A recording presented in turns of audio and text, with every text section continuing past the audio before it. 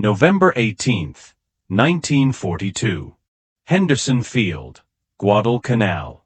The morning humidity clung to everything as 16 Lockheed P-38 Lightning fighters of the 339th Fighter Squadron touched down on the steel matting of Henderson Field. Japanese observers hidden in the jungle periphery radioed their assessments back to rabble with barely concealed amusement. These weren't the sleek interceptors they expected from America, not the nimble dogfighters that might challenge Zero supremacy. Instead, they were massive twin-engine machines with distinctive twin booms, planes that seemed to defy every principle of aerial combat the Japanese had mastered. To eyes trained on the elegant simplicity of the Mitsubishi A6M0, everything about the P-38 looked wrong. Too heavy, too complex, too American with their excessive engineering.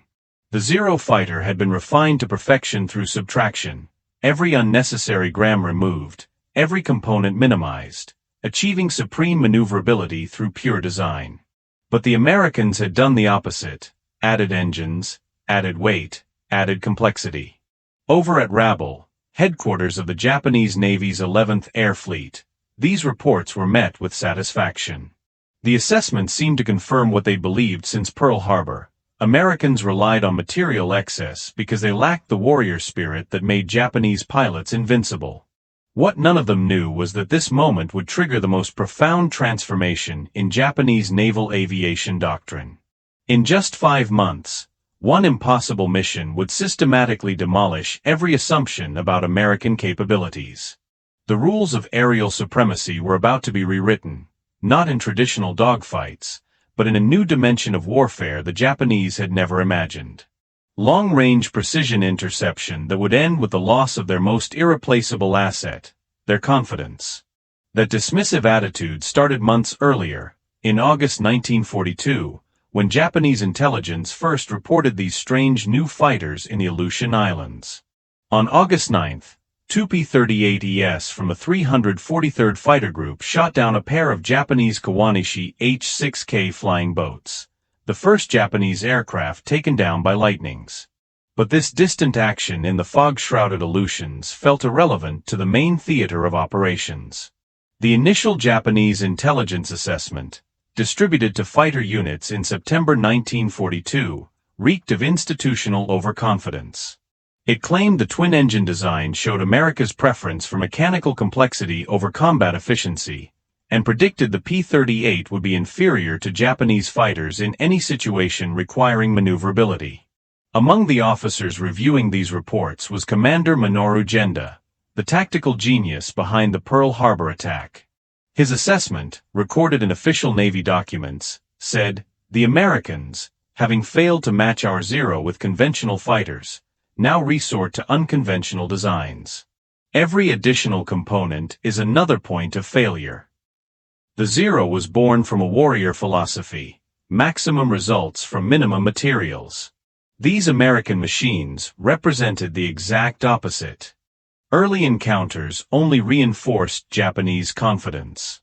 When P-38s started operating from Guadalcanal in November 1942, Japanese pilots reported the American fighters seemed reluctant to engage in traditional dogfights.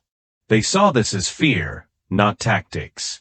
But the first disturbing signs emerged on that same November 18th, the first combat between P-38s and Japanese fighters over Guadalcanal.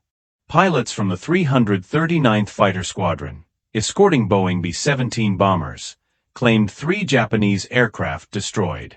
It was a modest win, but it showed something new. The P-38s refused to be drawn into turning fights, instead making high-speed passes from altitude. Now let's fast forward to December 27, 1942. That's when the first serious shock hit. 12 P-38s from the 39th Fighter Squadron encountered a Japanese force over Doadora, New Guinea. The engagement was brief but decisive.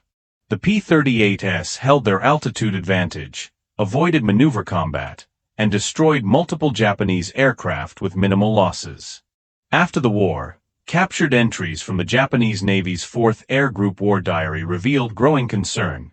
The twin-engine fighters appear over our bases at altitudes we struggle to reach. When our fighters climb to engage, They dive through our formations at exceptional speed, fire, and climb away before we can respond effectively. 4 Japanese pilots.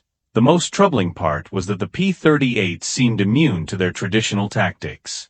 The Zero's legendary maneuverability, which had dominated every opponent since China, was useless against an enemy that refused to turn. But here's the thing, Japanese intelligence still didn't get it. Their revised assessment in January 1943 was still a dangerous underestimation. Distributed to all fighter units, it stated, the Lockheed twin-engine fighter represents American industrial philosophy rather than combat effectiveness. Maximum speed estimated 350 miles per hour, service ceiling approximately 30,000 feet, range 500 to 600 miles. Armament, machine guns in nose mounting. Tactical assessment. This aircraft's weight and complexity make it vulnerable to our fighters in traditional combat. Pilots should force close-range engagements where our superiority is absolute. The reality couldn't have been more different. The P-38G models arriving in the Pacific could hit 400 miles per hour in level flight, climb to 40,000 feet, and with drop tanks, strike targets over 1,000 miles away. Plus, the concentrated firepower of 4.50 caliber machine guns and 120mm cannon in the nose delivered devastating accuracy. By January 1943, American pilots had developed tactics to exploit the P-38 strengths. Major John Mitchell, who'd later lead the Yamamoto mission, was refining these tactics with the 339th Fighter Squadron. The rule was simple.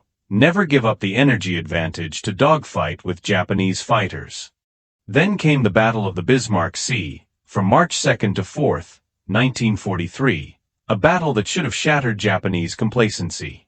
P-38s provided top cover as American and Australian bombers annihilated a Japanese convoy trying to reinforce La. 8 transport ships and 4 destroyers were sunk. The P-38s claimed numerous aerial victories while protecting the bombers. Japanese survivors, interviewed after the war, described the P-38s holding positions at altitudes the Zero escorts couldn't reach. When Japanese fighters finally climbed to engage, they were at a fatal energy disadvantage. But even this disaster was brushed off in Japanese reports, blamed on numerical inferiority and surprise, not American technological or tactical superiority. This institutional denial would persist until it was too late. April 1, 1943, Operation IGO, Admiral Yamamoto's massive aerial counteroffensive, launched from Rabaul. The campaign was supposed to crush American air power in the Solomons and prove Japan was still superior. Yamamoto himself came forward to direct operations. But the results were catastrophically misreported to Japanese high command. Pilots claimed fantastic victories, dozens of American aircraft destroyed, multiple ships sunk. In reality, American losses were minimal, while Japanese aircraft losses, many to P-38s, were heavy. It was in this fog of false confidence that Yamamoto made his fatal decision, to conduct an inspection tour of forward bases. A decision that would put him within range of American P-38s operating from Guadalcanal. April 13, 1943, American radio intercept stations picked up a Japanese naval message encoded in JN-25D. After hours of work, crypt analysts at Pearl Harbor decoded it, a detailed itinerary for Admiral Yamamoto's inspection tour. The message specified that on April 18th, the commander-in-chief would depart Rabaul at 0600 hours in a medium bomber, escorted by 6 fighters, with precise arrival times at various bases. This intelligence was immediately sent to Admiral Chester Nimitz, who decided to attempt an interception. The only aircraft in the American arsenal capable of the mission? The P-38 Lightning. The interception point would be 400 miles from Guadalcanal, at the extreme limit of the P-38's range, even with drop tanks. April 17, 1943, Major John Mitchell of the 339th Fighter Squadron was tasked with planning the mission. The route had to be 600 miles long to avoid Japanese-held islands and coastwatcher positions, flying at wave-top height to evade radar. 18 P-38s would fly the mission, 4 as the killer flight to attack the bombers, 12 as top cover for the Zero escorts, and 2 spares. The pilots selected for the killer flight included Captain Thomas Lanphier Jr., Lieutenant Rex Barber, Lieutenant Besby Holmes, and Lieutenant Raymond Hine. Mitchell's navigation had to be perfect. No room for error in fuel consumption, no chance for a second pass. The entire engagement would need to be over in minutes. April 18, 1943, 0710 hours. 16 P-38s took off from Guadalcanal's Fighter II strip. 2 had mechanical issues. They flew for 2 hours and 20 minutes at 50 feet above the ocean, maintaining complete radio silence, navigating only by compass and clock. At 0934 hours, right on schedule, Lieutenant Doug Canning spotted the Japanese formation, 2 Mitsubishi G-4M Betty bombers in trail, with 6 Zero escorts weaving above them. Mitchell's navigation was flawless. Captain Lanphier and Lieutenant Barber dropped their belly tanks and climbed to attack. What happened next is one of the most analyzed moments in aviation history. Both pilots claim to have shot down Yamamoto's bomber, but post-war analysis of Japanese records and crash site evidence confirms Barber's guns found their mark. The lead bomber's right engine exploded, the wings separated, and the aircraft carrying Admiral Yamamoto crashed into the jungle canopy of Bougainville. The second bomber, carrying Vice Admiral Mato Mogaki, was also shot down but crashed in the water. Ogaki survived. Only 1 P-38 was lost, Lieutenant Raymond Hine, last seen with a Zero on his tail, heading out to sea. That afternoon, 1,400 hours in Rabuel, when the surviving Zeros returned and reported the ambush, Japanese naval headquarters refused to believe Yamamoto could be dead. A search party found the wreckage the next day. Yamamoto's body, thrown clear of the aircraft, had been killed instantly by .50 caliber bullets. The psychological impact on the Japanese Navy was devastating. Yamamoto wasn't just a commander, he was a symbol of Japanese naval superiority. The fact that the Americans could hunt him down and kill him at a precise time and place showed an intelligence and operational capability Japan had never imagined. Captain Watanabe, who led the recovery party, reported, "The admiral was found still gripping his ceremonial sword. He maintained dignity even in death." But the precision of the American attack, appearing at exactly the right moment, exactly the right place, this shattered our confidence completely. The successful interception forced a total re-evaluation of the P-38 in Japanese naval aviation. A new assessment, issued May 1, 1943, marked most urgent, all units, revealed the scale of their previous mistakes. Previous assessments of the Lockheed Type L fighter are hereby rescinded based on combat analysis and the events of April 18. Actual capabilities. Maximum speed exceeds 400 miles per hour. Service ceiling exceeds 40,000 feet. Combat range exceeds 1,000 miles with auxiliary tanks. Armament. Concentrated firepower vastly exceeding initial estimates. Climb rate superior to all Japanese fighters above 15,000 feet. Critical warning. This aircraft represents capabilities beyond previous experience. Avoid combat unless possessing a clear tactical advantage. May 1943 brought fundamental changes to Japanese fighter tactics, all driven by the P-38 threat. The Imperial Japanese Navy issued new combat directives that reversed years of doctrine for engaging twin-engine American fighters. Do not attempt to match their climb above 20,000 feet. Do not follow them in high-speed dives. Attack only when they're committed to ground attack or bomber escort. Disengage if they maintain altitude advantage. These directives were a complete reversal of Japan's fighter philosophy, which had always emphasized aggressive engagement and spiritual superiority over material factors. Throughout 1943, the P-38 systematically destroyed Japanese airpower in the Solomons and New Guinea.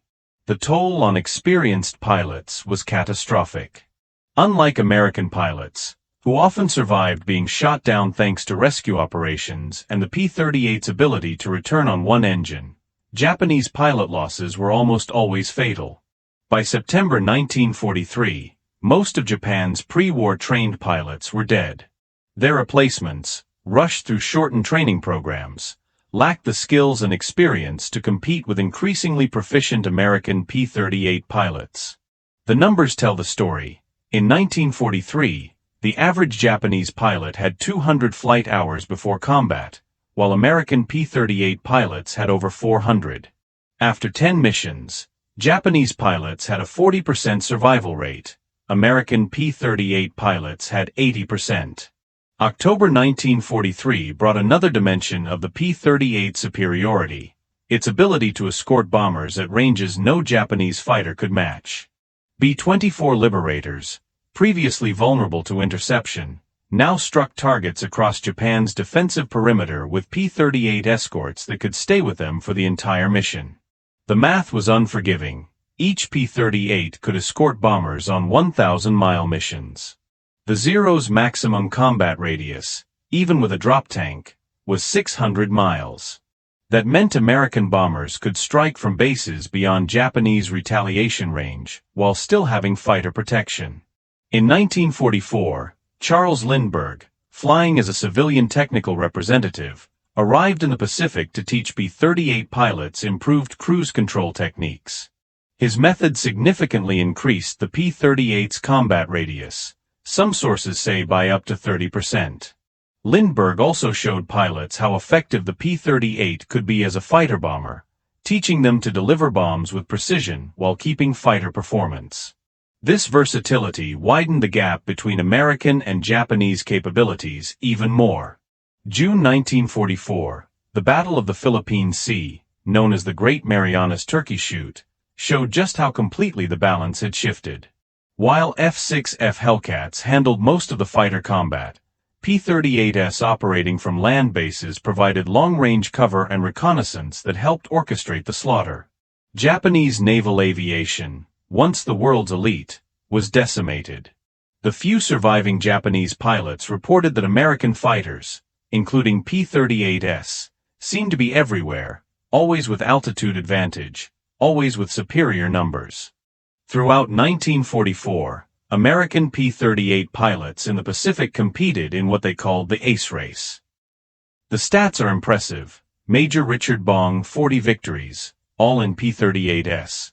Major Thomas Maguire, 38 victories, all in P-38s. Colonel Charles MacDonald, 27 victories. Lieutenant Colonel Gerald Johnson, 22 victories. These scores, achieved in roughly 2 years of combat, exceeded the victory totals of most surviving Japanese aces who'd been flying since 1937.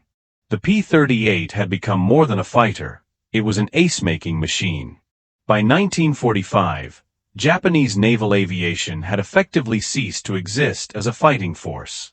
The P-38, along with other American fighters, had systematically destroyed not just aircraft, but the entire institutional knowledge of Japanese naval aviation.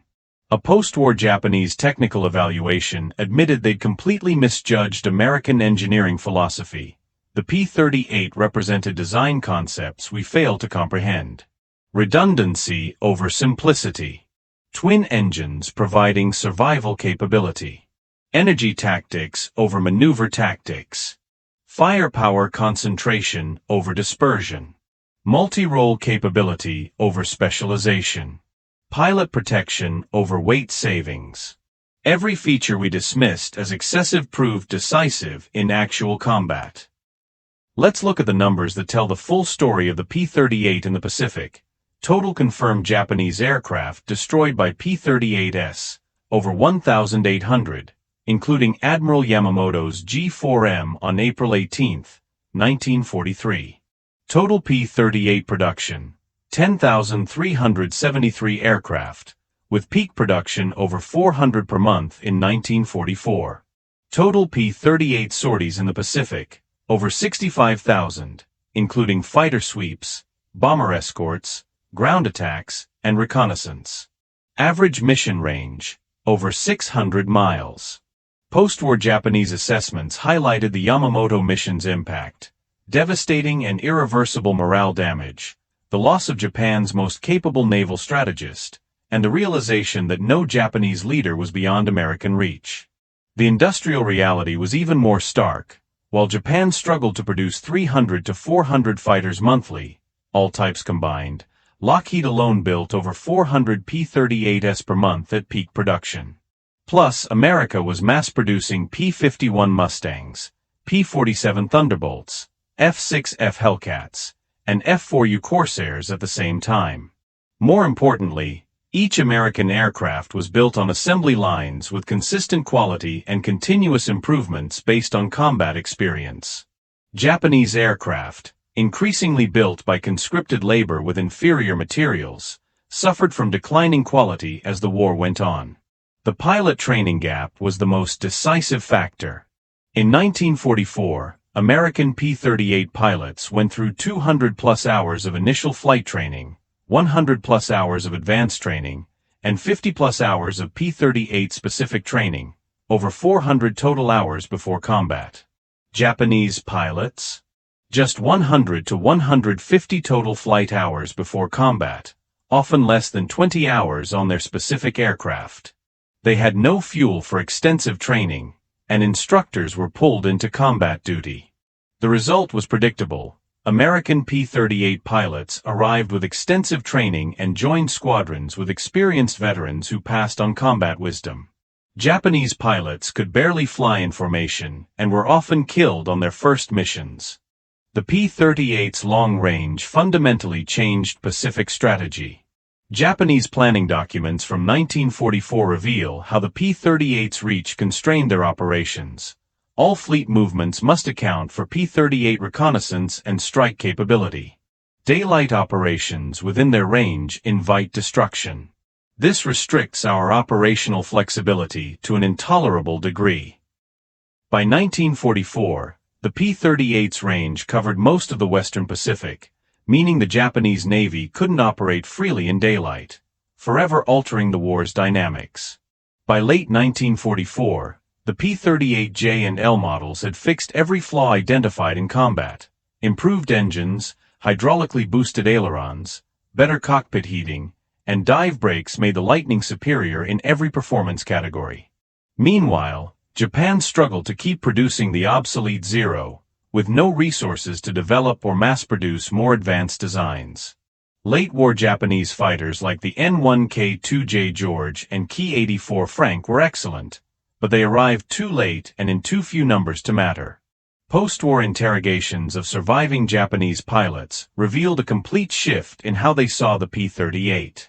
Lieutenant Commander Sadamu Komachi, interviewed in 1946, said, "We began the war believing our spirit and skill were superior to American materialism. The P-38 proved that properly employed technology defeats spirit. You cannot fight physics with courage." Captain T. Tanaka, 32 Victories, a survivor, stated, "The P-38 was not the best turning fighter, not the fastest, not the highest flying, but it was good enough at everything and it was everywhere. We called them twin-tailed shadows because they seemed to be waiting wherever we flew." In 1962, at a joint U.S.-Japanese aviation history symposium, veterans from both sides discussed the P-38's impact. Former Captain Minoru Genda, by then a member of Japan's parliament, admitted, "The P-38 was the first clear signal that we had fundamentally misunderstood modern war. When it killed Admiral Yamamoto, it killed more than a man. It killed our entire concept of warfare. We thought wars were won by superior warriors. The Americans proved wars are won by superior systems." Former Major John Mitchell, who led the Yamamoto mission, responded, "We couldn't build a fighter that could outturn a Zero. So we built one that didn't need to. That's the American way. If you can't win their game, change the game entirely." At a 1985 reunion of Pacific Theater veterans in Hawaii, surviving Japanese naval aviator Kenji Yenaga, who'd flown escort for Admiral Yamamoto, said, "We dismissed your P-38 in 1942 because we measured it by our standards. We valued elegance. You valued effectiveness. We sought perfection in one dimension. You sought adequacy in all dimensions. We built the ultimate sword. You built a gun that made swords irrelevant. The killing of Admiral Yamamoto was not just a successful mission. It was a demonstration. The message was that America could reach anywhere, strike anyone with an aircraft we had dismissed as impossible. But the greatest lesson was this. The P-38 taught us that modern war is not about individual excellence, but about systems. Not about warrior spirit, but about industrial capacity. Not about elegant solutions, but about practical ones. We laughed at the P-38 in 1942. By April 18, 1943, it had killed our greatest admiral. By 1944, it owned our skies. The laughter stopped forever when we realized we were not fighting pilots. We were fighting an entire industrial system that could produce quality in quantity.